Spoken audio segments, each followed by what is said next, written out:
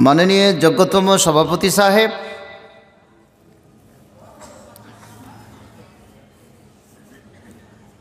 टालबंगला high माद्रासार प्रधान शिक्षक,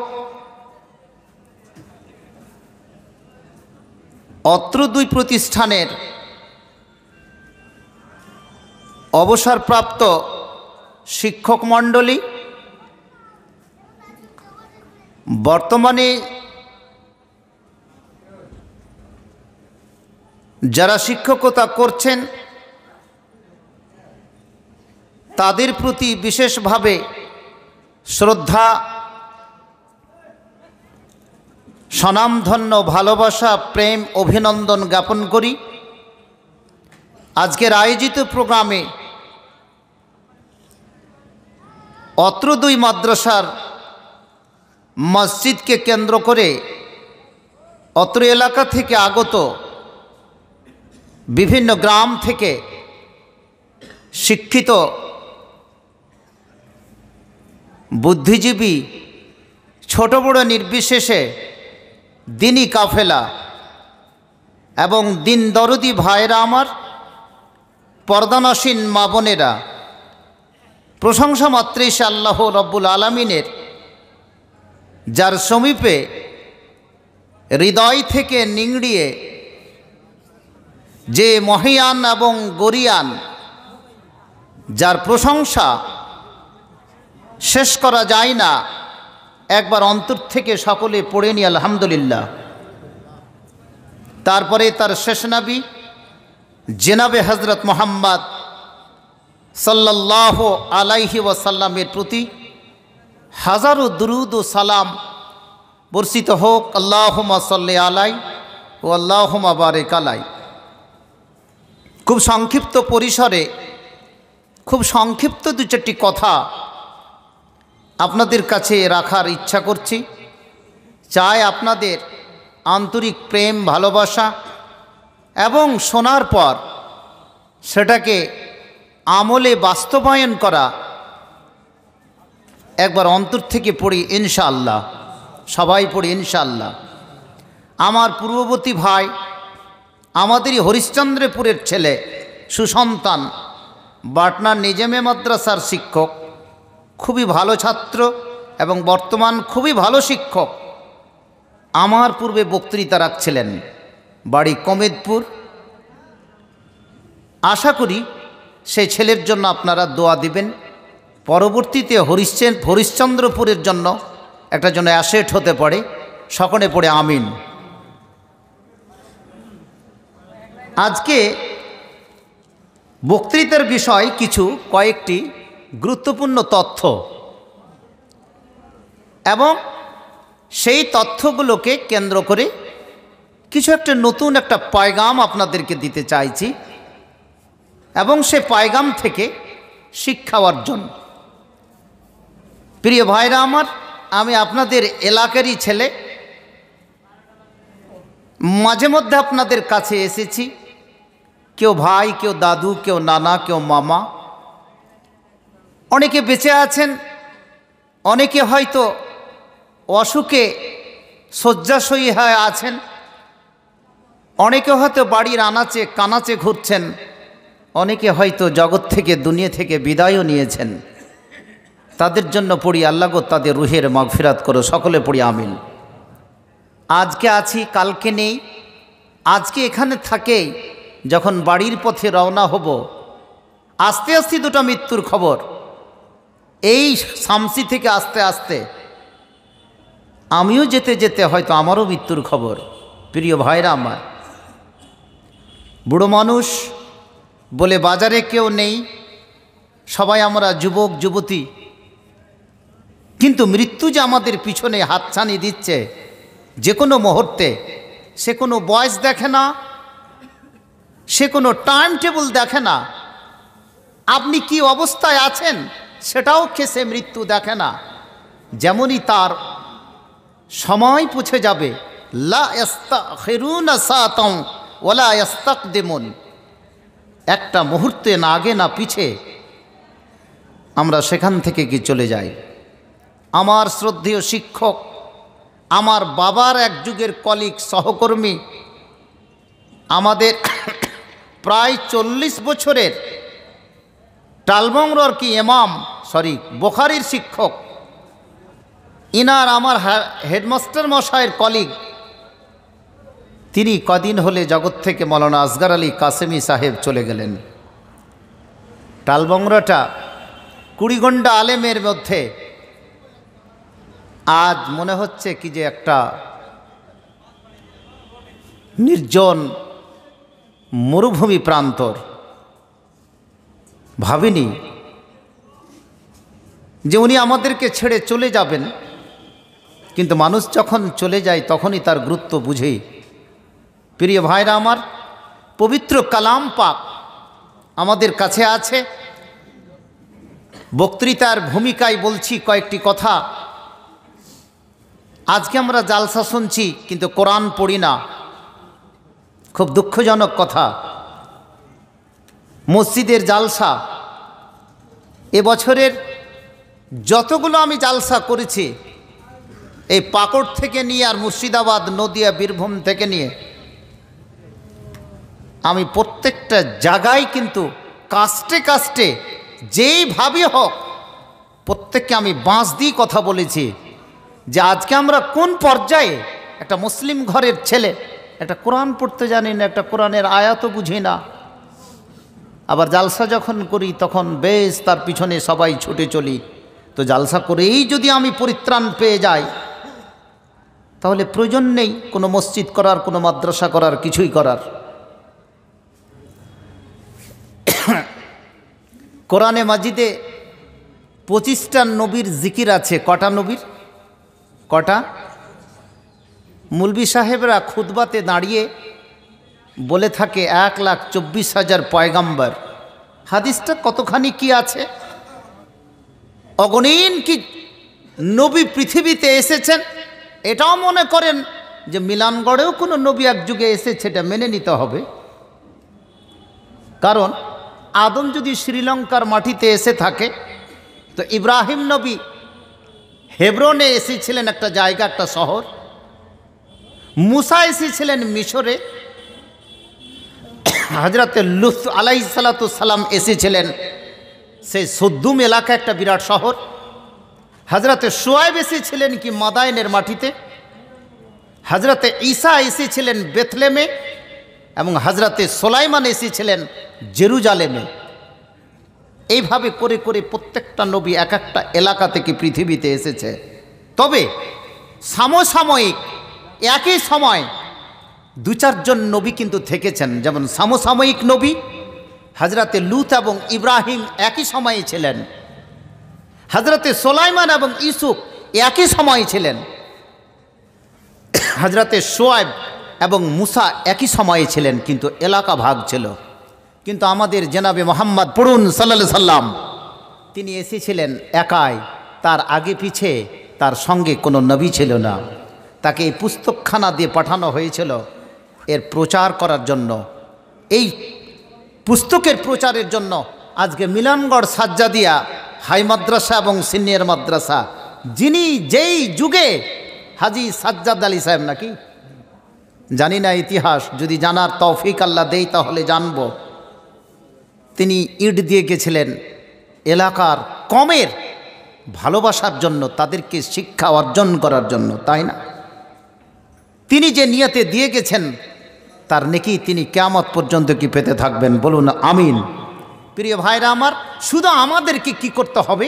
এটাকে আবাদ করতে হবে, বাস্তবায়ন ঘটাতে হবে, এবং সেখান থেকে একটা প্রদীপের মাধ্যমে, আলোর মাধ্যমে এলাকাটাকে আলোকিত করতে হবে। যা হোক, আল্লাহ রসুল কি যেটা পুস্তক নিয়ে আসলেন সেটা হচ্ছে এই পুস্তক, যেটা আমি আয়াত পাঠ করেছি, ইন্না নাহানু নাজ্জালনা যিকর ওয়া ইন্না লাহু লাহাফিজুন। এর আগে যতগুলো নবী এসেছেন, কোনো নবীর বায়োডাটা কাহরি কিন্তু মনে নেই। এতগুলো বছর, আদম যে 1000 বছর বেঁচেছেন, হযরতে নূহ যে 950 বছর পর্যন্ত কি বেঁচেছেন, আরও নবী 100 বছর করে বেঁচেছে, 80, 150, 200 বছর করে বেঁচেছে। কাউরি জীবনের বায়োডাটা আংশিক, তাদের জীবনের সম্পূর্ণ জিনিস কিন্তু পাওয়া যায় না। কোরআনও ধরেনি, কোরআন যেখানে বলেনি, হাদিস যেখানে বলেনি, কোনো খতিব কোনো বক্তা এখানে করে দাঁড়িয়ে যদি বলে তাহলে সেটা ভুল হবে বেশি বেশি করে। কারণ মা আতাকুমুর রাসূল ফাখুদুহু ওয়া মা নাহাকুম আনহু ফান্তাহু, যতটুকু কোরআন বলেছে, তোমার আল্লাহ এবং আল্লাহর রাসূল বলেছে, অতটুকু তুমি বলো এবং অতটুকু তুমি শোনো। প্রিয় ভাইরা আমার, আজকে যদি ইঞ্জিল দেখি, আসল ইঞ্জিল খুঁজে পাবেন না, খোদাবক্স লাইব্রেরিতে পাবেন না, এসেটিক সোসাইটি লাইব্রেরিতে পাবেন না, কেমব্রিজ অক্সফোর্ডে আপনি কি পাবেন না। আপনি যদি তাওরাত দেখেন, সমস্ত কিছু বিলুপ্ত হয়ে গেছে, আসল জিনিস কিছুই নেই তার। কিন্তু কোরআন এখনও পর্যন্ত আছে, বলুন আলহামদুলিল্লাহ।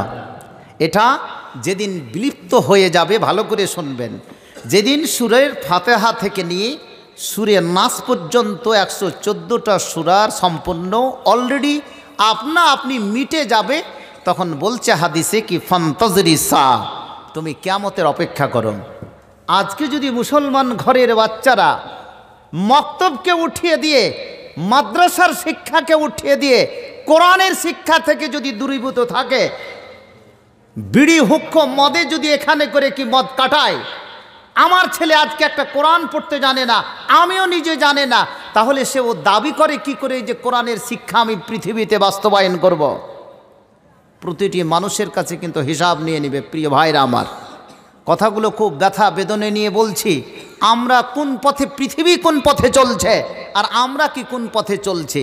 কারণ এই কোরআন মাজিদটা কেন হয়েছে, এটা হয়েছে কি ডিউরিং দ্য কি প্রফেসি ইট হ্যাজ বিন কি রিটেন, এটা কিন্তু তখনই লেখা হয়েছিল যখন এটা গারে হেরা অবতীর্ণ হয়। বাট কিন্তু ইঞ্জিল, তাওরাত, জুবুর, যতগুলো পুস্তক আকাশে থেকে এসেছে, এই সমস্ত পুস্তকগুলো ইট হ্যাজ বিন কি রিটেন, এটা লেখানো হয়েছিল আফটার 700 ইয়ার্স। এটা 700 বছর পরে লেখা হয়েছে। কত?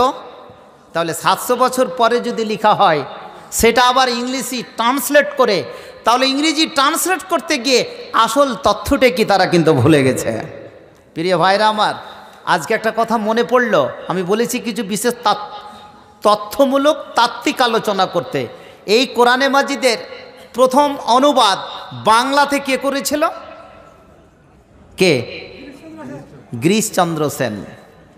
সবাই জানি নাকি? সবাই বলেন গিরিশচন্দ্র সেন, কিন্তু আসল তথ্যটা আমরা কেউ জানি না। একটা হিন্দুর বাচ্চা, গোড়া হিন্দুর বাচ্চা আজকে এর ট্রান্সলেট করেছে, বঙ্গানুবাদ করেছে বাংলায়। এটা আডাহা ভুল। নারে তাকবীর! কেন ভুল? আপনাকে তাত্ত্বিক আলোচনা করছে আজকে। এই জিনিসটার খণ্ডনটা আপনারা দেখে নিতে পারেন। মিডিয়া এবং ইন্টারনেট জগতের কতগুলো জায়গা আপনাকে বলে দিচ্ছি, আমি যদি ভুল বলি। দৈনিক সংগ্রাম 2018 সালের 6 জুলাই, তাছাড়া দৈনিক ঢাকা পোস্ট 7 সেপ্টেম্বর 2018, মাসিক মদিনা বলে একটা পত্রিকা বের হয়, যেটা 2004 সালের, সেটা প্রশ্ন উত্তর পর্ব। এইভাবে করে করে অনেকগুলো তার রেফারেন্স আছে। কোরআন মাজিদের প্রথম কি অনুবাদ করেছিলেন সেটা গিরিশচন্দ্র সেন নয়, কারণ প্রথম অনুবাদ করেছিলেন এই ছেলে। এই ভাইয়েরা তুমি বসে যাও। প্রথম যিনি অনুবাদ করেছিলেন তিনি হলেন মাওলানা আমিরউদ্দিন সাহেব বুসনিয়া। 1808 সালে এই প্রথম তার কি জন্ম, আর এই অনুবাদটাকে পূর্ণাঙ্গ দিয়েছিলেন মাওলানা কি আমিরউদ্দিন নাইমুদ্দিন সাহেব,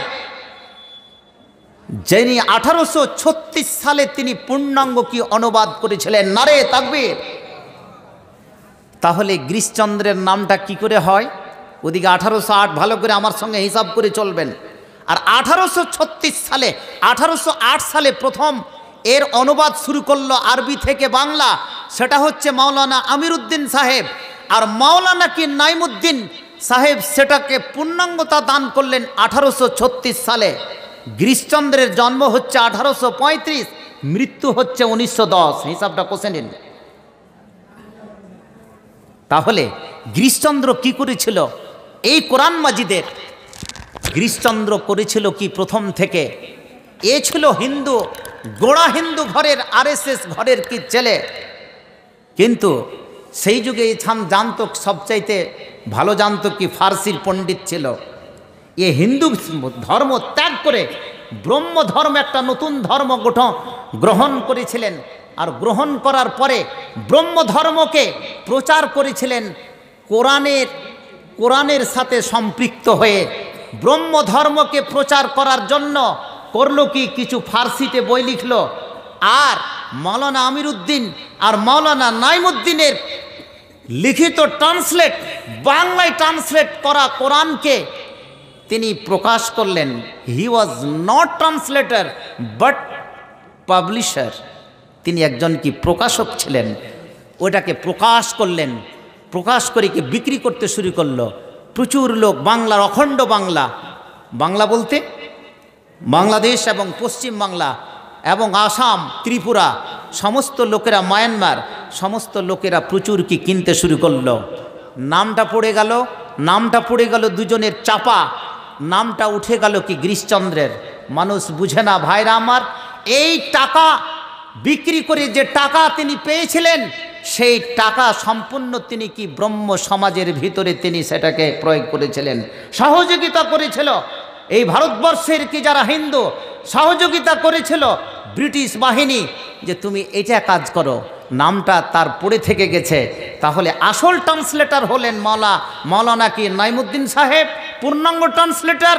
আংশিক ট্রান্সলেট করেছিলেন মাওলানা আমিরউদ্দিন বুসনিয়া। তাদের জন্য একটা নারা হোক, নারে তাকবীর।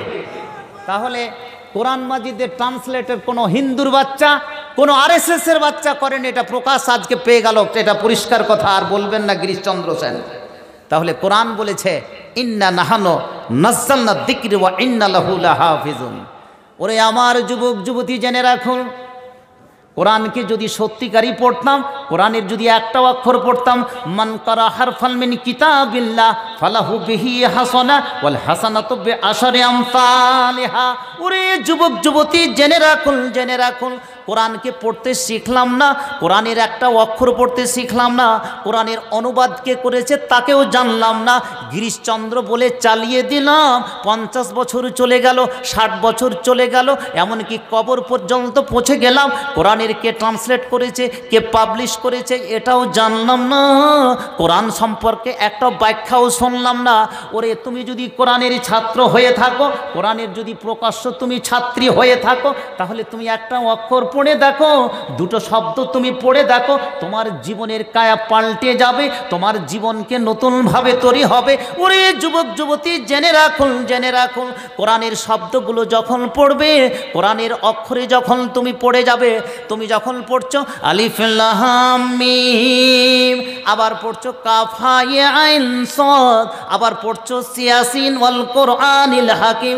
শুধু তাই নয়, সাদ পড়ছো, প্রত্যেকটা অক্ষর যখন পড়তে যাচ্ছ, প্রত্যেকটা শব্দ বাক্যগুলো যখন আমরা পড়তে যাই, তখন কোরআনের মধ্যে যখন কোনো ছাত্র ছাত্রী ডুবে যায়, তখন তার পৃথিবী বলে কোনো স্মরণ থাকে না, স্ত্রী জামা কাপড় বলে কোনো স্মরণ থাকে না, নিজের আওলাদ বলে কোনো স্মরণ থাকে না।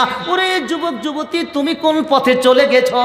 আজকে যদি গিরিশচন্দ্রের মতো যদি তুমি কাজটা করতে, তবু হয়তো তুমি মুসলমানের বাচ্চা হতে, আহলে হাদিসের একজন কি বাচ্চা হতে। কিন্তু তুমি আজকে কোথায় পৌঁছে গেছো, তুমি আজকে কোথায় চলে গেছো? তুমি নিজের জীবন সম্পর্কে এতটুকু সমীক্ষা করতে শিখোনি, তুমি তোমার জীবন বেকার করে দিয়েছো। আজকে বেকার জীবনকে নিয়ে তুমি যদি কবরে চলে যাও, কবরে তোমার কোনো সময় পরিত্রাণ নেই, কবরে তোমাকে কেউ বাঁচাবে না, সেখানে তোমার কেউ হিসাব তোমার বাবা মা দেবে না, তোমার পৃথিবীর লোকেরা দেবে না, তোমাকে হিসাব কষায় কড়াই গন্ডায় সেখানে আদায় করে নিয়ে তোমাকে সেখানে পার হতে হবে রে। নিজের জীবনকে নিজেই তৈরি করে নিতে হবে। অতএব যুবক, তুমি তৈরি হয়ে গেলে, তোমার 30 বছর চলে গেল, তোমার 40 বছর চলে গেল, এখনো পর্যন্ত তোমার কোনো পরিবর্তন হলো না। এবারে তুমি আত্মসমীক্ষা করে নাও, আমার জীবন যেন কোথায় চলে যায়। আহা, একবার ভাবি, কোথায় যেন।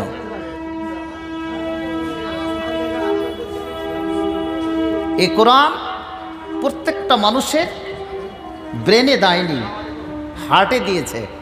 কোথায়? হাড়টা ডান দিকে আছে না বাম দিকে? বাম দিকে না? নিজে বুঝতে পারছি কি যে এখানেই করে আছে। এই হাড়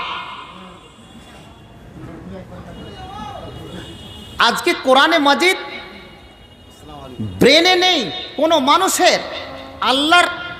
আল্লাহ তাআলা যে কোরআনে মাজিদ নাজেল করেছিলেন সেটা নবীর ব্রেনে দেয়নি, হার্টে দিয়েছে। কোরআন বলছে নাজ্জালাহু ফি কলবিকা বিইذনিল্লাহ, কোরআনে মাজিদ নাজিল করা হয়েছে তোমার হার্টে, তোমার হৃদয়ে।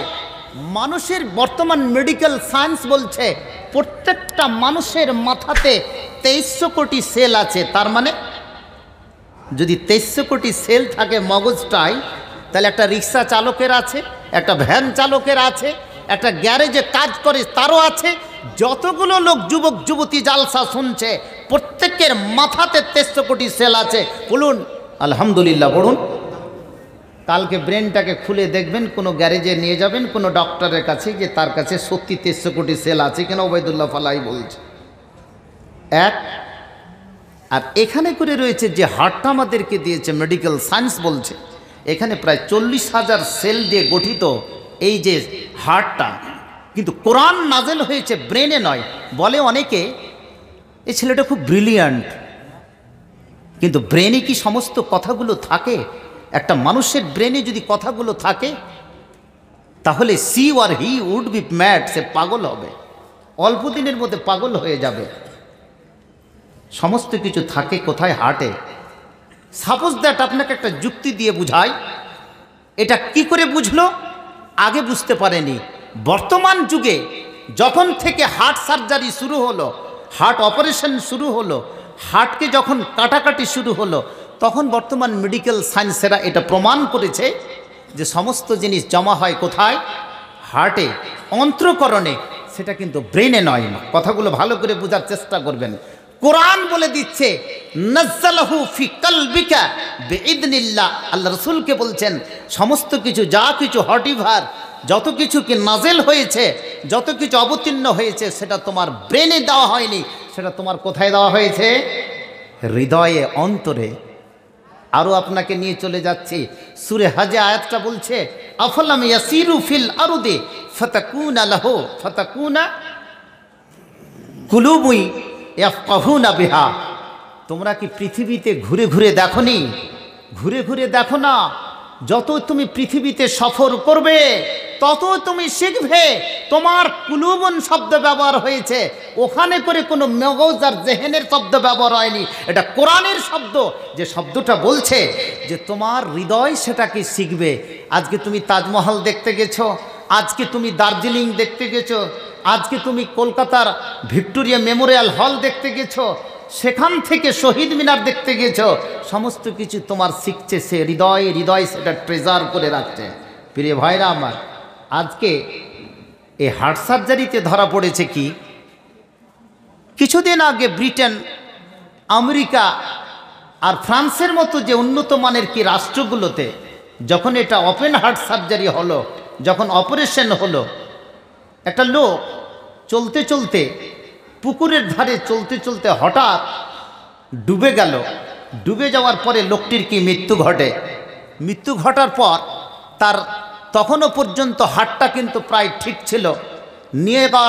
নিয়ে যাওয়া হলো, হসপিটালাইজ করা হলো, হার্টটাকে বের করে নেওয়া হলো। ওই হার্টটাকে দিয়ে দেওয়া হলো কোনো ভালো মানুষের হৃদয়ে। আজকে বর্তমান যদি হার্টটাকে অপারেশন করার পরে অনেক সময় দেওয়া হয়, সেটাকে প্লাস্টিক সার্জারি করে দেওয়া হয়। একটা প্লাস্টিকের হার্টের কি জান থাকে ভাই? আল্লাহর দেওয়া হার্ট, মানুষের রক্ত মাংসের হার্ট, আর প্লাস্টিকের হার্ট যদি দিয়ে দেওয়া হয়, প্লাস্টিকের যেমন কোনো জান নাই, কিছু নেই, ওইরকম চুপচাপ বসে থাকবে, কোনো কথা বলবে না। প্রিয় ভাইরা আমার, ওই যে হার্ট, ওই হার্টটাকে দিয়ে দেওয়া হলো কোনো মানুষের। এবারে কিছুদিন পরে ওই লোকটাও কিন্তু সেরকম পুকুরে গিয়ে ঝাঁপ দিয়ে কিন্তু মারা গেল। কারণ কি? কারণ হচ্ছে তার হার্টটাই ছিল কি খারাপ, সে টেনশনে ভুগত, সে টেনশনে ভুগত। এবং বিভিন্ন রকম ডিপ্রেশনে ভুগত, বিভিন্ন রকমের অন্যায় অবিচারে কি ভুগত। যার যেরকম হার্ট হবে ওই হার্টটাকে যদি অন্য কোনো মানুষের দেহে ট্রান্সফার করা হয় সে ওইরকমই কথা বলবে, ওইরকমই আচরণ করবে। আহা, আজকে বর্তমান যুগে বিজ্ঞানের যুগে এটা প্রমাণ হয়ে গেল। মানুষের দেহে ফুসফুসটাও আছে, হার্টের পাশাপাশি ফুসফুস আছে। ফুসফুসটাকে যদি সরিয়ে নেওয়া হয়, আমরা বুঝি যে হার্ট শুধু মিনিটে সেকেন্ডে শুধু পাম্প করছে, শুধু রক্ত পাম্প করছে, আর কাজ শুধু শ্বাস প্রশ্বাসের কাজ না, এটা কাজ নয়, এর অনেকগুলো কাজ আছে যেটা আমরা বুঝি না। ফুসফুসকে যদি টেনে নেওয়া যায় আপনি কথা বলতে পারবেন না, শেষ, আপনি একেবারে নিস্তেজ হয়ে যাবেন। আপনি শ্বাস প্রশ্বাসের যে শুধু কাজ করবে সেটা নয়, তার সঙ্গে সঙ্গে আপনাকে সঠিকভাবে পৃথিবীতে পরিচালনা করার, সঠিকভাবে জ্ঞান দান করা, বুদ্ধিজীব করা, সেটা ফুসফুসের কাজ। ফুসফুসটাকে টেনে নিলে আপনি কিন্তু একেবারে নির্জীব হয়ে যাবেন। ওরে আমার ভাইরা আমার, জেনে রাখুন, কোরআন যদি আল্লাহ তাআলা বললেন নাজ্জালাহু ফি কালবিকা বিইذنিল্লাহ, আল্লাহ রসুলকে বলে দেওয়া হলো, ওরে আমার প্রিয়ত হাবিব জনাবে মোহাম্মদ পড়ুন সাল্লাল্লাহু আলাইহি সাল্লাম, এ কোরআনে মাজিদ তোমার ব্রেনে আমি আজকে দিইনি, এই কোরআন আমি তোমার হৃদয়ে দিয়ে দিয়েছি। ফি কলবিকা বিইذনিল্লাহ, আল্লাহর আদেশে, কিন্তু কোনো শয়তান, কোনো কন্ডম, কোনো বেঈমানের আদেশে নয়, আল্লাহর আদেশে হযরতে জিবরিল আলাইহিস সালাতু ওয়াস সালামের মারফতে নবীর হৃদয়ে এটাকে ঘুচিয়ে দেওয়া হয়েছে। আহা হা, কি বলছে? ওরে আমার ভাইরা, কি জেনে রাখুন, এ হৃদয়ে যখন মানুষের হৃদয়ে কোরআন চলে আসে, কোরআন যখন পড়তে থাকে, কোরআন পড়তে পড়তে হৃদয়ে যখন পরিবর্তন হয়ে যায়, হৃদয়ে যখন ট্রেজার হয়ে যায়, এখানে করে যখন কি জমা হয়ে যায়, মানুষের হৃদয় যখন পরিবর্তন হয়ে যায়, তখন সে একজন কি প্রকৃত মানুষ। হাদিস বলছে ইদা ফাসাদাত ফাসাদাল জাসাদু কুল্লুহু ওয়া ইদা সালুহাত সালুহাল জাসাদু কুল্লুহু আলা ওয়াহিয়াল কালব। ওরে আমার যুবক যুবতী, জেনে নাও, মানুষের হৃদয় যদি সঠিক হয়ে যায়, মানুষের হৃদয় যদি সঠিকভাবে কাজ করে, তাহলে ভাববো যে এটা সঠিক মুসলমান, সঠিক ইসলামের ছাত্র, সঠিক কোরআনের ছাত্র। আর যদি হৃদয় পরিবর্তন হয়ে যায়, সেটা যদি প্লাস্টিক সার্জারির হয়ে যায়, সেটা যদি প্লাস্টিকের দিয়ে দেওয়া হয়, প্লাস্টিকের যেমন কোনো জান নাই, যেমন সে কথা বলতে পারে না, জড়সড় হয়ে যায়। ওরে মানুষ, তুমি জেনে রাখো, কোরআন মানুষ যখন পড়তে পড়তে তার হৃদয় যখন সতেজ হয়ে যায়, তখন তার হৃদয় কি প্লাস্টিক সার্জারি থাকে না, সে একজন প্রকৃত মানুষ হয়ে যায়। ওরে আমার ভাইরা আমার, জেনে রাখুন, আজকে যদি কোরআনের আমি প্রকৃত ছাত্র হতাম, নবী যেমন ছাত্র ছিলেন, তাহলে আমার হৃদয় সতেজ হতো, ব্রেন সতেজ হতো, মুড সতেজ হতো। আমি কোরআনকে ভালো করে বুঝতাম, নবীর আদর্শকে ভালো করে বুঝতাম, এবং পৃথিবীতে নতুন সমাজে একটা নতুন আমি ফলগু ধারা কায়েম করতাম, নতুন একটা জিনিস নিয়ে আসতাম, নতুন সংবাদ নিয়ে আসতাম। কিন্তু আমি নিজেও বুঝি না, অপরকে বুঝাবারও চেষ্টা করি না, এই জন্য আমাদের অবস্থা এই অবস্থায় পৌঁছে যায়। আহা, চটচট করে আরও দু চারটি কথা, মাত্র দুটি কথা, বক্তৃতা একবারে শেষের দিকে নিয়ে যাচ্ছি। যেহেতু আমি বলেছি কি যে কিছু কয়েকটি নতুন তাত্ত্বিক আলোচনা, একটা গিরিশচন্দ্রের কথা বললাম, আর জীবনে বলবেন না যে কোরআনের প্রথম ট্রান্সলেটর সেটা হচ্ছে কি গ্রিস, এই কথাটা ভুলে যাবেন। সেটা বলবেন মৌলানা আমিরউদ্দিন সাহেব। কি বলবেন? মৌলানা আমিরউদ্দিন সাহেব অথবা মৌলানা নাইমুদ্দিন সাহেব, এনারা দুজন কাজ করেছেন।